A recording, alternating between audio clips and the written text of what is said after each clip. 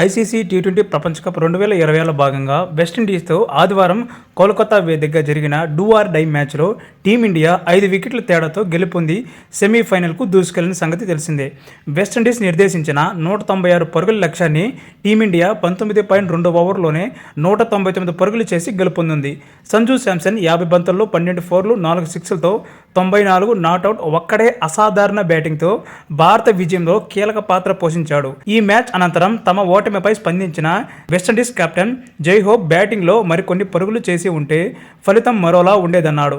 సంజు శాంసన్ అసాధారణ బ్యాటింగ్తో తమ ఓటమిని శాసించిందని కొనియాడాడు.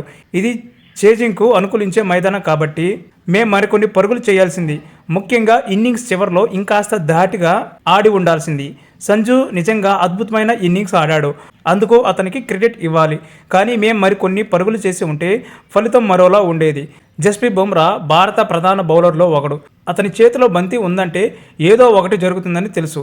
ముఖ్యంగా హెట్మేయర్ ఈ టోర్నీలో చాలా బాగా ఆడుతున్న సమయంలో బుమ్రా అతన్ని పెవిలియన్కు చేర్చాడు. అతని వికెట్ తీయడం ఈ మ్యాచ్ టర్నింగ్ పాయింట్. అయినప్పటికీ మేం 190+ పరుగులు చేసి గెలిచే అవకాశాలను సృష్టించుకున్నాం. ఈ టోర్నీలో మా బౌలింగ్ అద్భుతంగా ఉంది. విభిన్న పరిస్థితులకు తగ్గట్టుగా మా బౌలర్లు బాగా అలవాటు పడి రాణించారు. ముఖ్యంగా పవర్ ప్లేలో బౌలింగ్ చేసిన తీరుకు వారిని అభినందించాలి. అఖిల్ చాలా బాగా బౌలింగ్ చేశాడు. అలాగే మేటి జట్టులోకి వచ్చాక తన వంతు పాత్ర పోషించాడు. కానీ మేము గెలుపు గీతను దాటలేకపోయాం. ఎవరు కూడా ఈ దశలో నిష్క్రమించాలని కోరుకోరు. మరో మ్యాచ్ గెలిచి ఉంటే మేం సెమీస్లో ఆడేవాళ్ళం. ఇక్కడ బాగా రాణించి ఉంటే ఫైనల్ చేరేవాళ్ళం. ఈ మ్యాచ్లో ఓడిన మా ఆటగాళ్లను అభినందించాలి.